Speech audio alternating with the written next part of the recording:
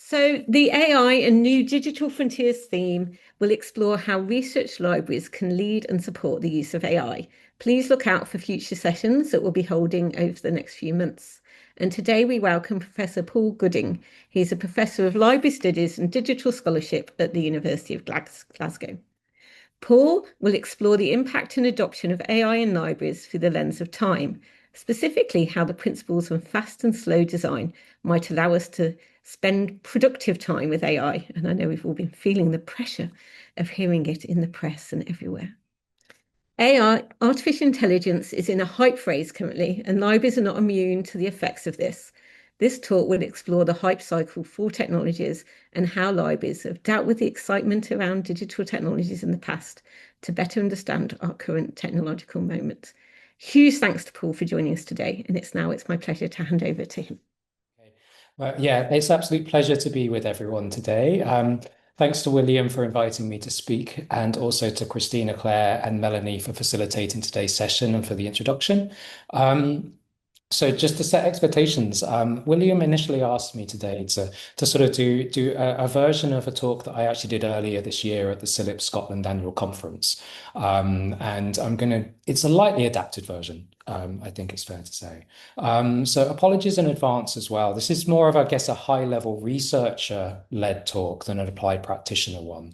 And my research career really focuses on studying the impact and adoption of digital technologies in libraries. But I have a fascination as well for how the hype around these new digital innovations is so often either totally disconnected from the reality of our lived experiences, usage, and behavior, or doesn't live up to the potential that we see in a technology.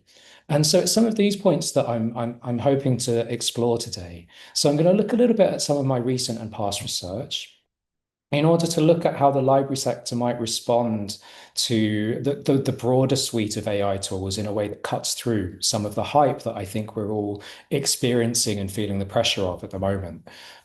When I talk about AI and hype, I think it's kind of worth at this point being quite explicit that I feel like the hype that we're experiencing right now is around generative AI, whereas a lot of AI applications in libraries are actually already very well embedded technologies.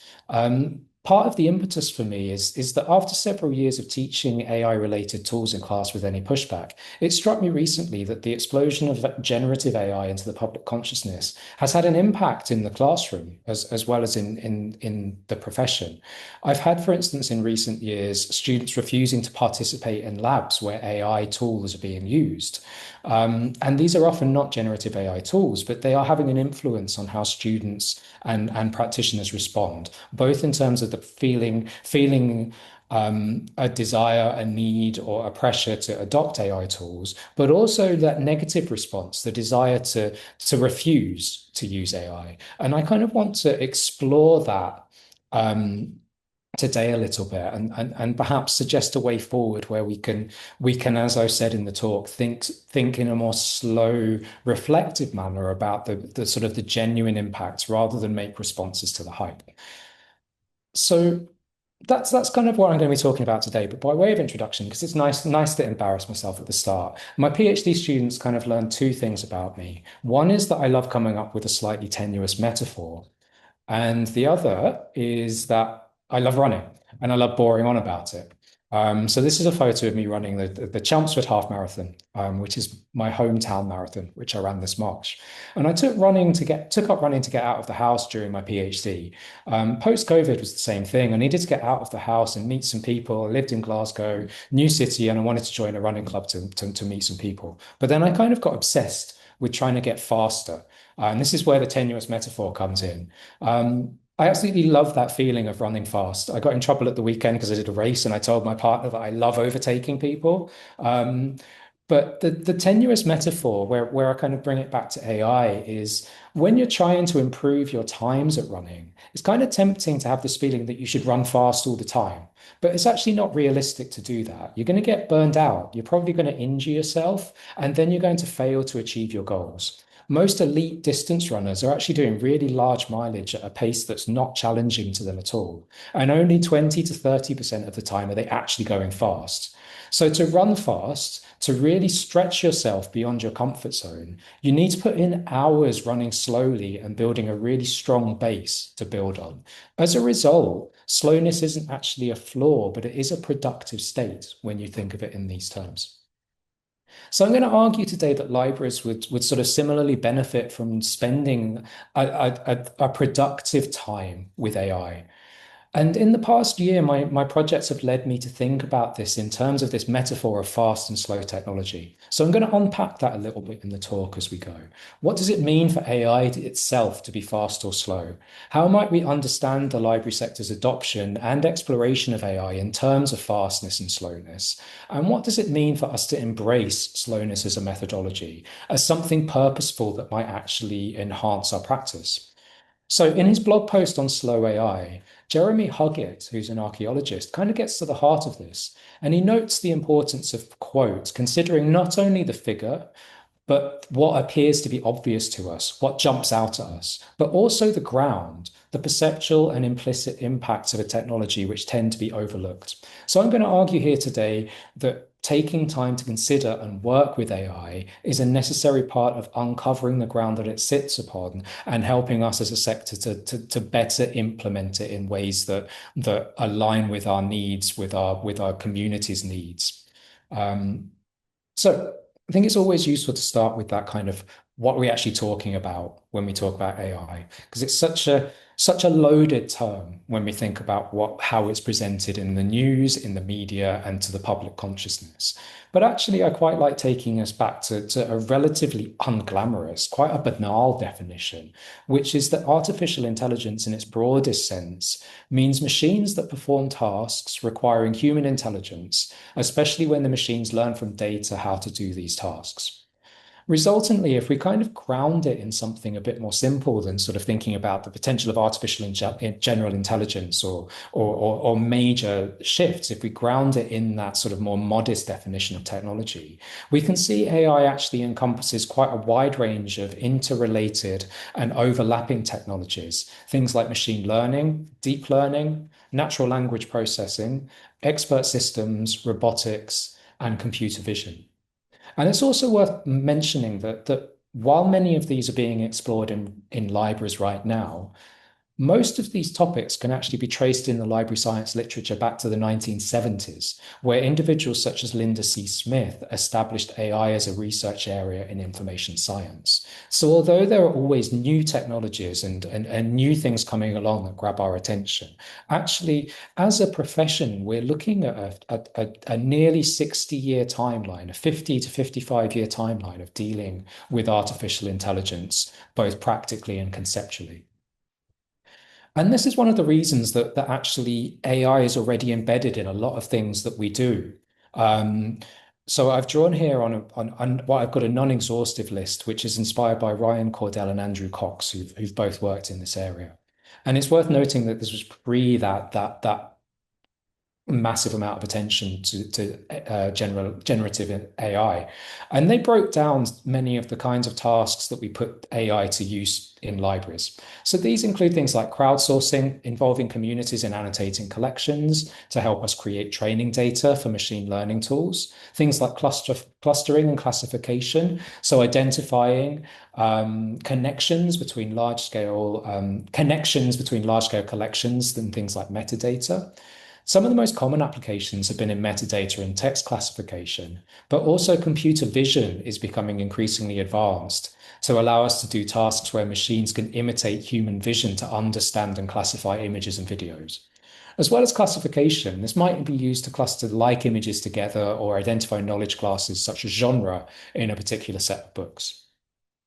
User services are also included, so things like chatbots, enhancing search and knowledge discovery tools, things like recommender systems.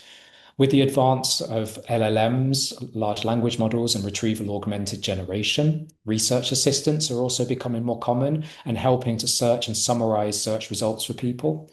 Data extraction is a really key application for libraries, tasking computers to extract usable data from documents, including structured data.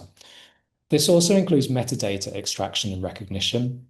recognizing things like named entities, dates, or information that can be used on unstructured data and help us to enhance our metadata and our collections. Tabular data extraction is another one. And finally, as I said, as part of this non-exhaustive list, this also builds a requirement to create what might be called machine actionable collections. So this might be something like using automated text recognition to create machine readable versions of digitized materials, or it might be creating data sets that researchers can use in machine learning applications. And there is an increasing demand among researchers in particular for data that can be used, library data that can be used with AI and machine learning tools in their research. So this aspect is quite important. And that demands a level of technical literacy to be able to understand the needs of those kinds of users. So if we establish that AI and machine learning are actually quite well embedded in libraries in many respects, and they have been for many years, I guess the question for me, which brings us back to this question of hype that I talked about in my abstract, is why are we facing such an upswell in interest? Now, obviously, we all know that large language models, image generation has just exploded into the public consciousness. All the stories we see about the latest Studio Ghibli meme that everybody's having their own version of, whatever it might be, the impact on education, the impact on our personal lives that generative AI tools are having, it's still playing out. It's perceived to be massive, but we are in the midst of seeing exactly where it goes. But there's a point here about the scope. If we look at the previous applications of artificial intelligence, what we're actually seeing there is tools that are quite often made for one specific purpose. Prior to generative AI, each of the tasks that we saw on that previous slide were generally done by a specialized application that was created and trained for that purpose. With generative AI tools like ChatGPT or Copilot, actually we have a tool that can potentially be put to use in many ways. As McQuillan argues here, quote, "The mathematical power of neural networks comes from their universality. In other words, for any input, they can approximate the desired function. As dry as being able to compute any function sounds, it becomes a lot more compelling when you consider that translating a Chinese text into English can be thought of as a computing function, or taking a movie file and generating a description can be thought of as computing a function. So we're not just faced with a sea change in technology that's underpinned by Gen AI, we're also faced with the perception that it can be turned to pretty much any task. It doesn't necessarily do every task well. Some of them it does well, some of them it does less well, but we can use natural language prompts to pretty much ask LLMs to do a huge wide range of things. And this is quite a compelling vision. And it's kind of understandable, therefore, that we can kind of get caught up in the hype. One of the other aspects that feeds into this is where libraries sit within that technological landscape.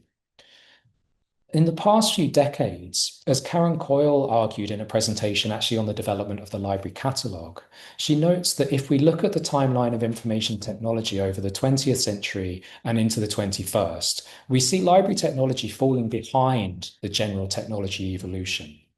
The pace of change she refers to has been unbelievably fast over that period of time, and libraries are frequently but not always adopters rather than creators of information technology, which was perhaps a shift from the early years of library catalogues where they were perhaps innovators of that technology.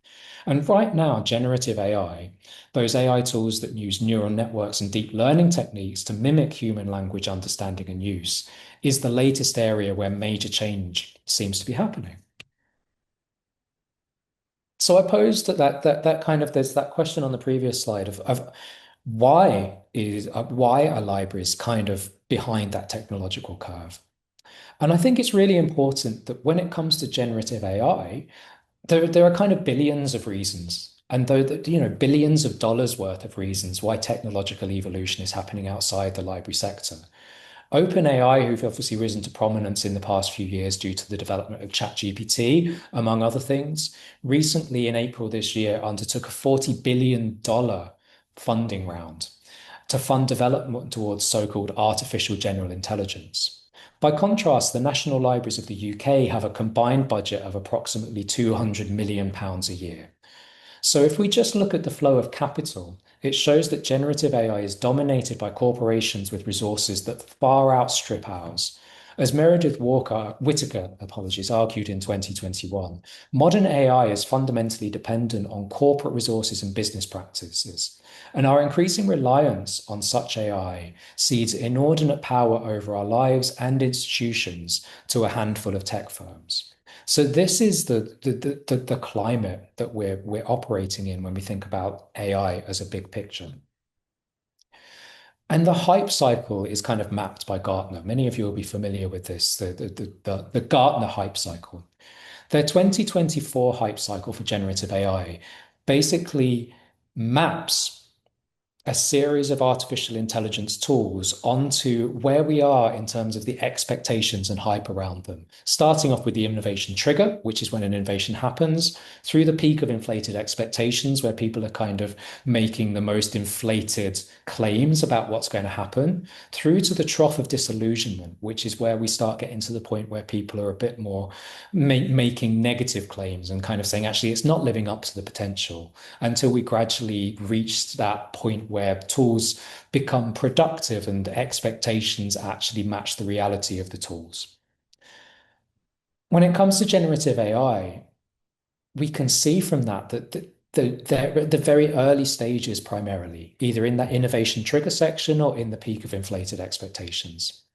And that makes it really hard for us to judge where we are, what's actually happening for real, because we haven't got to that plateau yet where we can see more easily what's going on. But technological adoption as well is a complex and non-linear process, and it's heavily reliant on things like social capital. So it's difficult to predict with any certainty. One of the things that I found quite helpful when I think about this is some really germinal work by E.M. Rogers, who looks at how innovations are diffused and adopted. And Rogers differentiates between what he describes as thought leaders, autonomous individuals that shape and influence our understanding of technologies, as opposed to change agents, who are prominent individuals who look to influence the diffusion of technologies in a manner that benefits their own agency.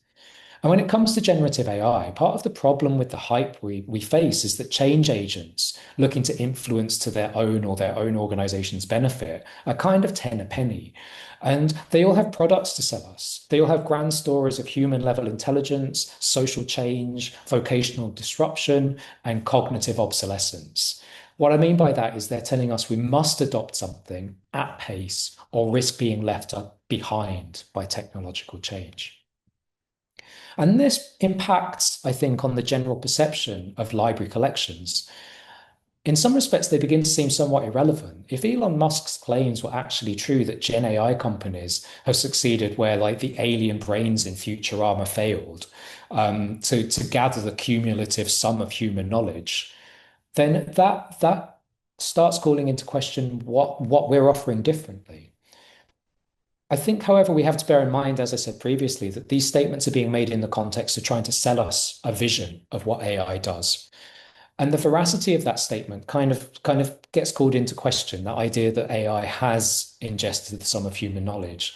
When we see people like Nick Clegg, ex-head of global affairs for Meta, in a recent event to promote his own book, he argued that AI companies shouldn't require permission to scrape copyrighted materials because it was just too difficult. I don't know how you would go around asking everyone first. I don't see how that would work. So there's this kind of simultaneous overestimation of exactly where AI is, and also advocacy for change to law to allow AI to continue progressing to kind of achieve that vision. And we can already see regulatory and strategic changes at government level that facilitate the needs of the AI industry. The UK government press release for the AI Opportunities Action Plan in 2025 claimed today's plan mainlines AI into the veins of this enterprising nation. This is a quote I keep coming back to because it sums up the problem for me. The UK government chose to evoke images of intravenous drug use in order to promote artificial intelligence. The plan recommends that we unlock data assets in the public and private sector by creating a national data library based on copyright cleared materials from organizations like the National Archives and British Library. So even within this high level political climate, our institutions are being drawn into this debate. And of course, the hype cycle is exactly that. It's cyclable. And I think it's worth noting that we've been here before many times. The case that has been kind of attracting me, this attracted me because I went into the library. I went into the physical library and scanned the shelves at one point, looking for other books on artificial intelligence. Actually, I came across a book from the 1980s called CD-ROM, The New Papyrus. And I was really struck by some of the parallels between the way that the debates around CD-ROM emerged in the 1980s and then played out in the 1990s and what we experience now. So we've got this book. And it looks at the impact of CD-ROM. And Bill Gates wrote the foreword for this book. And he described the format as, quote, a revolutionary information storage medium, much as was papyrus when it replaced stone, clay, and wood as surfaces on which early Egyptians recorded significant events in their lives. The whole book kind of tries to cover where we are now, where they were then with CD-ROM, and where they saw it going. And whilst the claims in the book, I must say, were not as inflated as some of the ones you see with artificial intelligence, it was interesting to see in this book just how much people saw CD-ROM being a really impactful change for us. Of course, in hindsight, we kind of know how CD-ROM played out. After nearly a decade of discussions around how libraries should react, we started seeing that what we might expect, which is that sense that actually CD-ROM in and of itself wasn't necessarily the future. We had people like Nick Bevan asking us to consider whether CD-ROMs were in fact a transient technology. Bevan outlined the limitations that emerged with CD-ROM, the limitations that perhaps only became visible over the years as new technologies, such as online access to information, became more prominent and advanced. So he highlighted things like the lack of currency, meaning CD-ROMs quickly became outdated, the fact that they had capacity limitations, the fact they had slow response times. Similarly, during that period, many of the advantages of CD-ROM over things like online information were based on issues that became addressed over time. So telecommunication charges were a big issue with the early years of online information. Fixed costs, fears of generating high bills by spending too much time online. They're all things that have been consigned to the past as web capacity and bandwidth and cost has improved. The general theme of Bevan's article is that access to electronic information online had progressed considerably in the time period between 1986 and 1994, and this led him to predict that the future of databases over a collaborative network would appear to be a healthy one. So a lot of what we see in writing on past technologies is just how hard it is to predict the adoption trajectory of a new technology. And I think it's worth pointing out that neither the authors of the 1986 book nor Bevan had the benefit of hindsight in making those claims. Hindsight tells us, as I said, that the bandwidth capacity of the internet massively improved and that became transformational to how we consume information. But that wouldn't have been evident to people in 1986 when they were dealing with CD-ROM for the first time. Hindsight also tells us that actually there is an aspect of CD-ROM that was transformative. The growth of interactive and multimedia content has had huge impacts on how we live our lives and how we consume information. The fact that we were talking about, that people then were talking about a now defunct storage medium and not what it shows, merely shows us, not what it was storing, sorry, merely shows us how easy it is to rush to conclusions when technologies are new. Vincent Mosco, whose work on what he termed the digital sublime I found extremely influential, argued 2 decades ago that this is a mythic phase of new technologies, that the adoption phase often leads to complex issues in navigating it. And I would say generative AI is in that mythic phase, where we're told it understands the sum of human knowledge. And on the one hand, that might be disastrous. On the other hand, it might be utopia, depending on who's selling you what.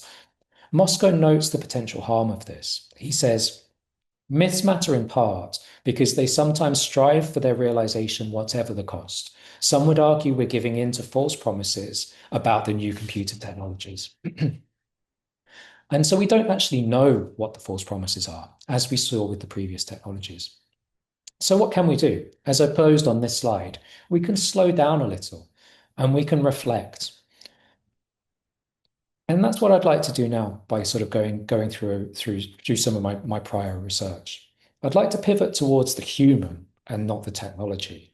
And I'll do that through some work that I've been doing in recent times that attempts to center and prioritize the human impacts of technology. First, I'm going to introduce here something that I found really helpful. So what you can see on this slide is T.D. Wilson's map of the universe of the universe of knowledge from his vital work in the early 1980s about user studies and information needs. And while there have been other models since then, I love the rhetorical simplicity of this because he describes in this work the user's life world, which he calls the totality of experiences centered upon the individual as an information user. And he sees this as something that users bring to bear on their task. And as I said, while this has been subsequently updated by both Wilson and many other people, the user's life world is a phrase that allows us to understand better how the interactions with information systems are influenced by our experiences and knowledge as people. And when we start thinking about technologies in general, not specifically artificial intelligence, I'm often struck, and there's a really good quote from an article by Chern-Lee Liu from 2012, where he notes, quote, one gets the feeling that the current situation with digital initiatives appears to be that a big digital information party is being planned, but somehow in the excitement, someone is being left out. So my interest in this space started during my PhD, and I've linked to the monograph that came out if anyone's interested in reading more. What I was really exploring then was the impact of digitized newspapers on libraries and their users. Totally overshadowed by my cat Albert here, but the work itself explored how users of digitized newspapers felt about the impact on their work. But when I surveyed users, what really interested me was that a lot of them weren't actually talking about the benefits. They were talking about their struggles. A lot of them felt left out of that big historic newspaper party, I guess. So people like academics on precarious contracts weren't able to access resources when their contracts ended. So they got left behind in their research. People at lower ranked and less well-resourced universities couldn't necessarily afford to buy access to digitized newspapers in the first place. And those who lived in rural and deprived areas of the United Kingdom would find that their public library couldn't afford to maintain subscriptions. So we get a slightly different picture here than perhaps the promise of digitized newspapers, which has been rich and which has delivered a lot of benefits to people through libraries. And it's not a new story. The sociologist Manuel Castells warned us in 2002 that internet diffusion meant that key urban centers, globalized activities, and higher educated social groups are being included in the internet-based global networks, while most people in regions are switched off. So when we talk about communities, we often find that technology isn't working for the world that some of our users inhabit. They're being left behind because we're not talking to them till it's too late. We're not giving them agency in the process and not respecting their sovereignty over the knowledge they produce. Now, this isn't a universal message about every single one of our users, but it is something that when we actually talk to users of our digital technologies, that many of them are feeling. And this constant tension between the transformative promise of digital technologies and the more complex reality, which isn't universal for our users, is something that really fascinates me. And this led me to last year, where I had the privilege of leading a team of researchers to undertake a project that was funded by the Arts and Humanities Research Council under the Bridging Responsible AI Divide scheme. The project was entitled Inclusive Requirement Solicitation for AI in Libraries. And what we were doing was aiming to develop a model for responsible AI systems development in libraries that were seeking to include knowledge from Indigenous communities, specifically in our case, Australian Aboriginal and Torres Strait Islanders. This team contained a mixture of Indigenous and non-Indigenous researchers and included partners from the University of Glasgow, King's Digital Lab at King's College London, the Jumbunna Institute for Indigenous Research and Education at University of Technology Sydney, and the Digital Preservation Coalition. Our work was kind of informed by the implied exploratory aspect that being a short-term scoping project suggests. And we worked, therefore, on several key aspects of that debate. Things like AI systems, library collections, communities, and Indigenous methods and protocols, and try to begin linking those things together in the context of libraries and AI. So I'm going to expand a little bit on this, and then I'm going to turn to how that's influenced my thinking around fast and slow technologies. So for those who aren't familiar with requirement solicitation, it's a term that's widely used in business analysis for identifying and prioritizing requirements for a business change. It involves the elicitation of functional and non-functional requirements so that we can create a new system or process, and generally includes a process of engagement with key stakeholders that have a relationship to the proposed new system. This practice has already become embedded in both higher education and libraries, where we've seen the adoption of formal software development life cycles, such as that from our project partners at the King's Digital Lab. The idea being to create a formalized, iterative approach to developing software solutions. So our aim with this project was to kind of intervene in how requirement solicitation is modeled in relation to Indigenous materials and communities, and how libraries might develop systems that include Indigenous protocols and relationality into that process. Partly the logic of the project was that adopting responsible principles at an early stage of development allows developers to shape the system when their input can be most impactful. So just as a brief introduction to sort of the scope and intellectual grounding of Indigenous knowledges. Indigenous knowledges are held by 476 million peoples across 5,000 distinct communities worldwide. And they comprise very differing systems of how each of those communities approaches knowledge, in how it's produced, disseminated, and fits into that community's worldview. So the forms of mediation of knowledge and the significance of that within a particular community are not global and can only be understood through sort of a process of developing cultural literacies in relation to specific communities. But one thing that does link them together is that many forms of Indigenous knowledge are what's known as relational, what Dudgeon argues as centering a worldview that stresses a harmonious relationship between people and the planet. So we can see aspects that feed into our planning for AI in libraries, how we might deal with land and life, what we might do in relation to stewardship and care, and how we might adapt to the needs of our communities. But also that relationality aspect, centering worldviews that stress harmonious relationships between people and the planet. And given the diversity of Indigenous knowledges, at the center of our thinking was how to apply existing principles to the context of AI in libraries, particularly those of things like the Indigenous Archives Collective position statement on the right to reply to Indigenous knowledges and information held in archives. And this position statement emphasizes the community's right to know and the closely linked right to reply about the reuse of their own community knowledges. And this involves participation and consent from communities, as well as creating culturally safe environments where all parties can feel comfortable in transparently describing their perspectives. And all of these are highly relevant when we start thinking about the adoption and implementation of AI in libraries.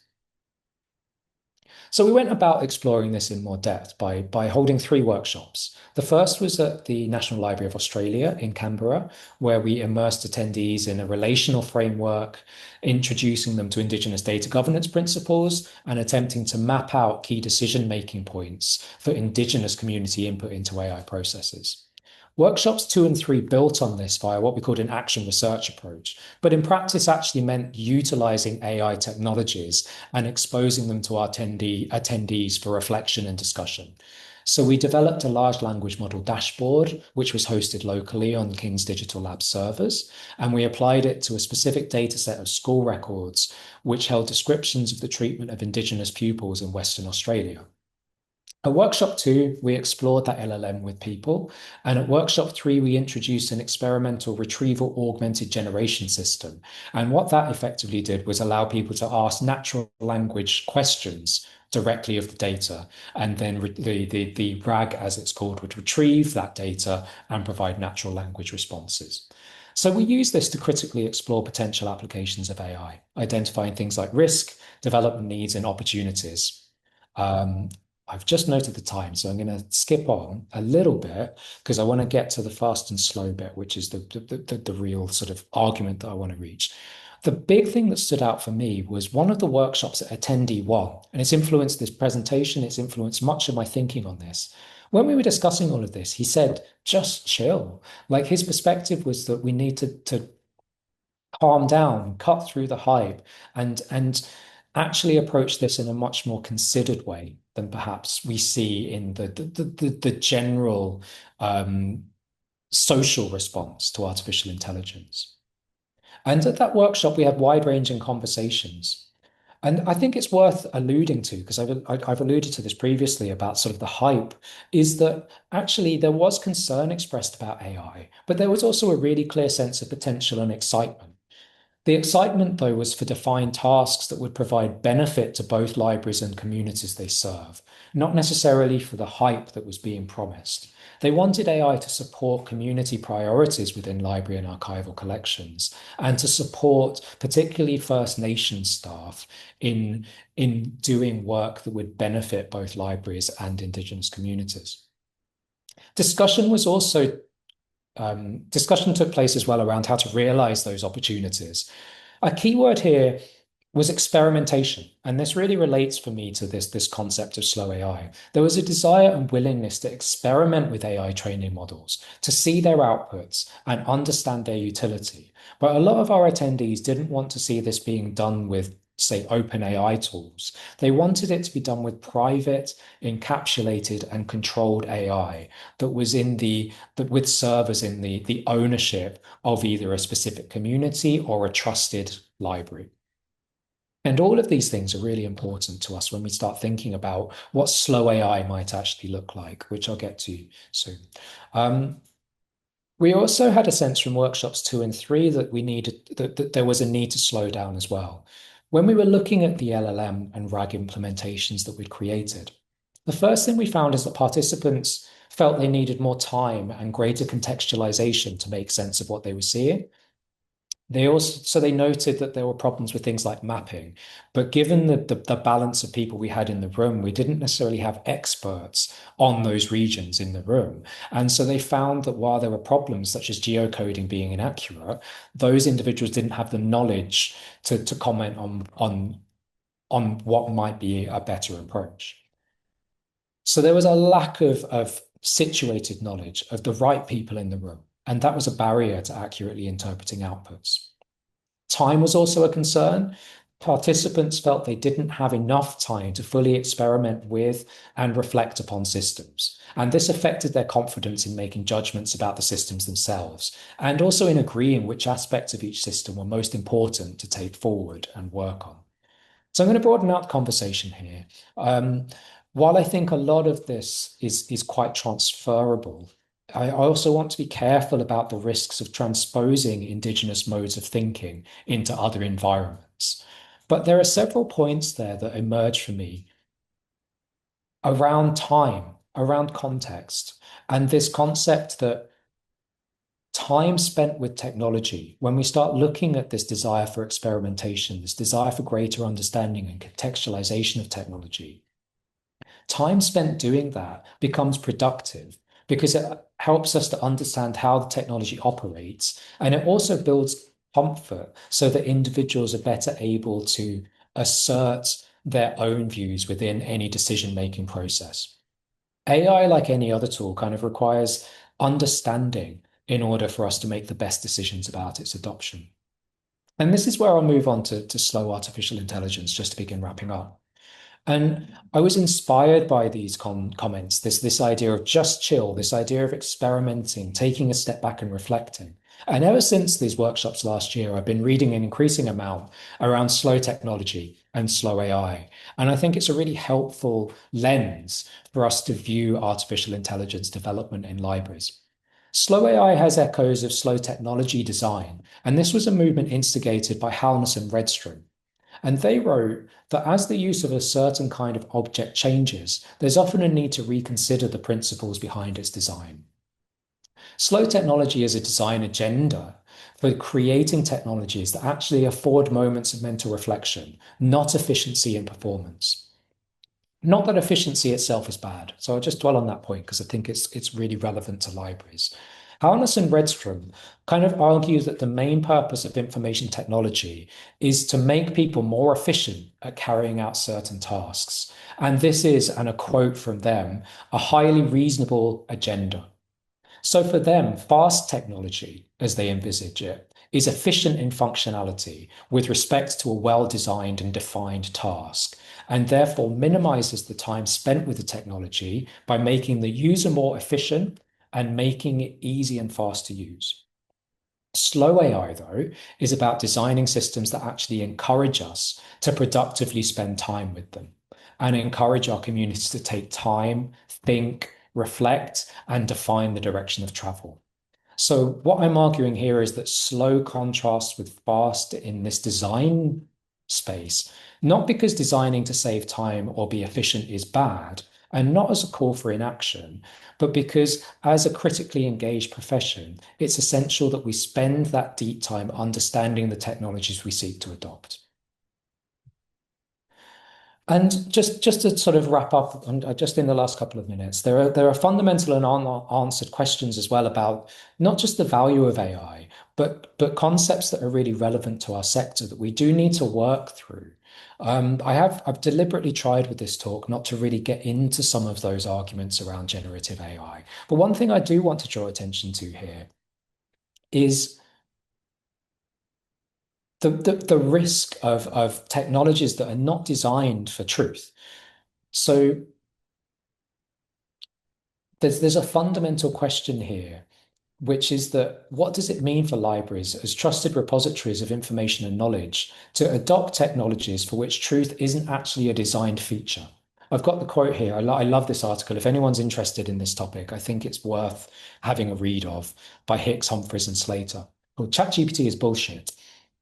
Its authors claim the following. We argue against the view that when ChatGPT and the like produce false claims that are lying or even hallucinating, and in favor of the position that the activity they're engaging in is bullshitting, because these programs cannot themselves be concerned with truth, and because they're designed to produce texts that look truth apt without any actual concern for truth, it seems appropriate to call their outputs bullshit.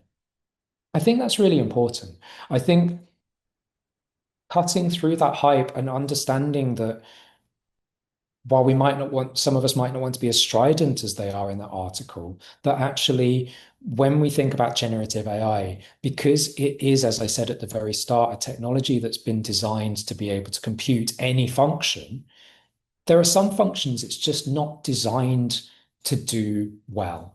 And so as we're going through this process of adoption, there is the need to take a step back and reflect on things like what does it mean for our own standing as knowledge custodians when we adopt generative AI tools that haven't been designed for concepts like truth and accuracy.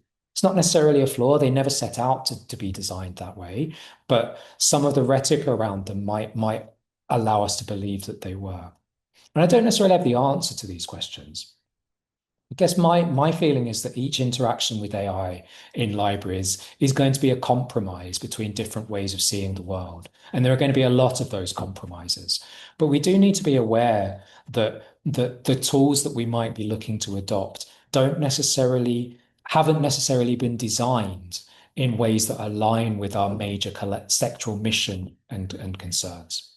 So, as a very final point, and hopefully leaving a little bit of time for questions, I just wanted to finally dwell on what fast and slow AI might look like. So I think one of the aspects here is to sort of think a little bit more deeply about transparency. So Mike Ananey and Kate Crawford have written about this, and they talk about transparency not being enough, but rather than looking inside systems, we should hold them accountable by looking across them, seeing them as technology, socio-technical systems that are complex and intertwined with both human and non-human concerns. And that brings us right back to the start when I talked about understanding the ground on which technologies sit, as well as the technology itself. So for me, when we're talking about fast AI principles, when we're talking about designing AI systems for libraries, we need to ask things like, does this save our readers time? Does it increase efficiency for library practitioners? Does the implementation relate to a clearly defined task? And is AI even the best way to complete that task? For slow AI, we need to be thinking, have we created space for reflection and enhanced understanding? Have we engaged with affected communities to understand their views? And have we ensured that the time we spend with the technology is actually productive?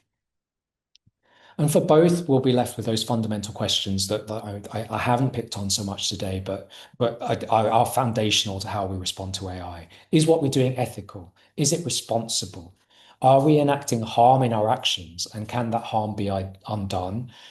Who was in the room when we make decisions about AI? And have we accepted responsibility for the adoption of this technology?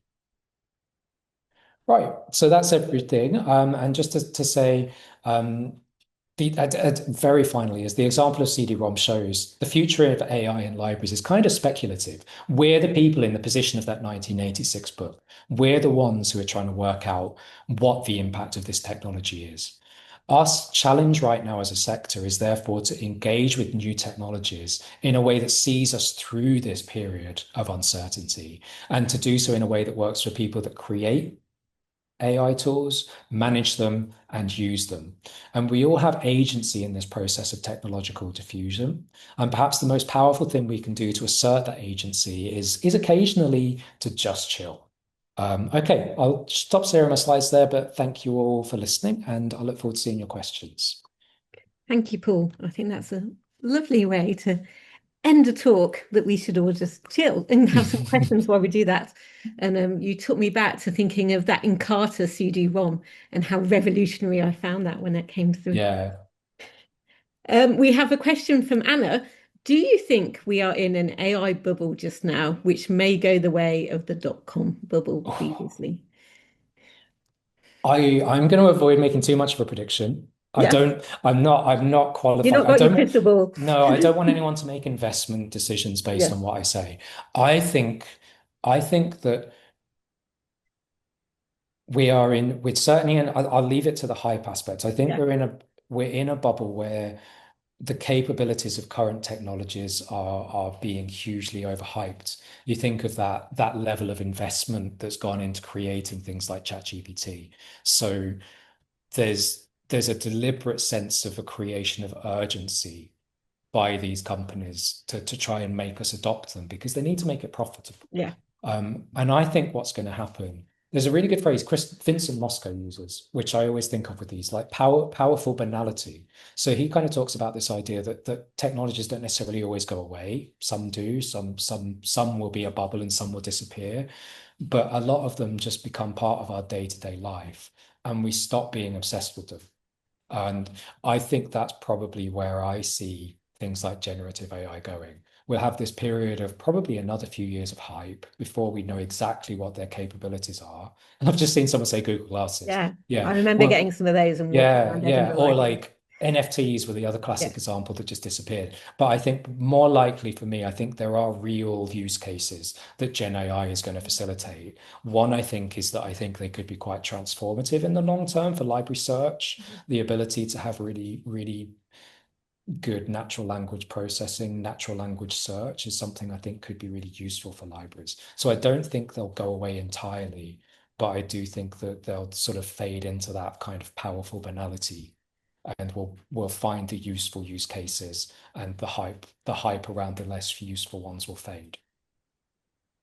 Yeah, and I think that sort of touches on to what Kieran's just put. I'm going to try and summarize this, Kieran, that we as working in libraries are reflective thinkers and we have the capacity to contemplate and think before doing that. So I think we Yeah, do kind of embody that fast slow that you talked about at the end with your last slide. yeah, Um, but we do need to do some experimentation. I know for me, experimenting at times, the things I thought, oh, these tools will just do that for me. And I've realized, well, they might do in the future, but they don't now, but they might do little parts of me in that assistant yeah. side, And which, it's really interesting to see that emerging in the literature. I think it is worth, if people haven't done, it is worth looking at what practitioners have actually published. I read a really, really good blog post from someone who was using an LLM to try and produce metadata. Um, I've experimented myself, although I haven't written about it because I'm quite interested in handwritten text recognition.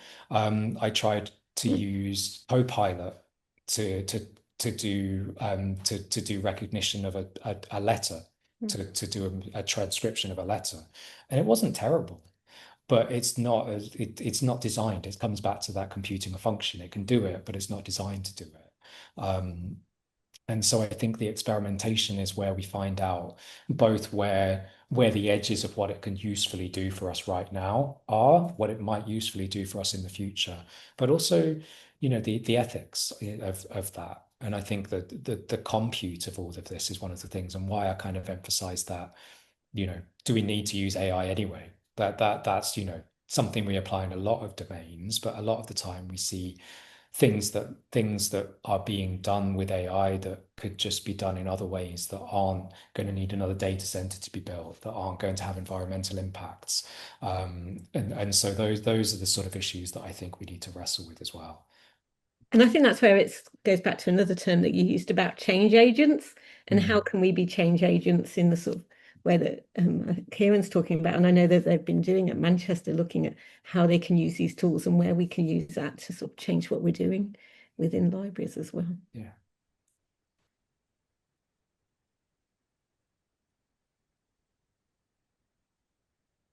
Yeah, and Alex has put something about using Copilot and ChatGPT for handwriting technique recognition. So I'm stumbling over my words. And I think this is really interesting where different tools come out with different, yeah, some are better than others, and you do need to experiment in that sense. Yeah, yeah. Is it Claude? Is it ChatGPT? Is it Copilot? Well, they've all got different uses and different things that fed into them as well. Yeah, and like there is, sorry, I didn't see the entire comment there, but I think there's an interesting comparator with transcribers, because obviously that's AI too. It's using machine learning technologies, but Yeah. it's not generative AI. Um, and this is for me where we need to explore those benefits and do a bit of experimentation, because transcribers is great. It's much more time consuming. It's like, okay, ChatGPT might do a worse job than transcribers, but there is a quite a large human input required Yeah. into creating a robust model in transcribers. And yeah, Alex, transcribers requiring a license. So there's all sorts of things to consider there. And then of course we have this, and I've actually written about this in relation to transcribers as well, myself and one of my former PhD students wrote an article about sort of the work that has been done with the National Library of Scotland to look at, the possibility of using transcribers there. And there's a lot of benefits, but also because, won't go too much to transcribers, but like some of these tools aren't yet ready to be put into part of library workflows. So that's a big issue as well. Like we might see the benefits in isolation. We might use a tool and go, this is great, Yeah. but actually to scale it up as part of a mass digitization environment, we're not there yet. And we need to work through those systems, work through which of the systems we want to become part of our workflow and how to make them business as usual. So Yeah. there's all sorts of issues that I think that goes that back again to Kim's point about when is it experimentation to do and have a look at, and when is it part of our day-to-day workflow. And I'm going yeah, to come to our last question um, from Nicola about the environmental sustainability and how potential benefits and where can these see, yeah, against that whole balance that we see all the time about the yeah. usage, and especially when you're talking about these big models.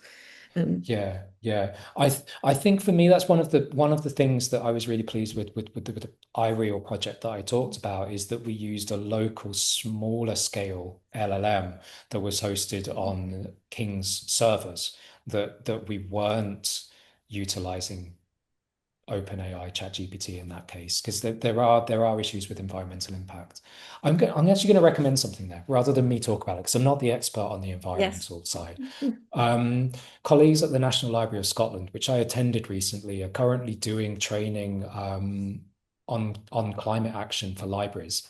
So actually, if anybody is interested in the environmental aspects, if anybody wants to ping me an email, I'm happy to forward on their contacts because they did a fantastic job and they're working with the Climate Action Trust and sort of doing climate literacy training, but particularly grounded in the context of libraries. So I think that's going to be something that would be well worth people looking into if that's an area that's of concern for them Yeah, in their I think that's libraries. something that is Yeah, definitely of interest to us, and that's something that we'd like to follow up with yeah, our UK with our NLS members. It's all acronym central, isn't it? yeah.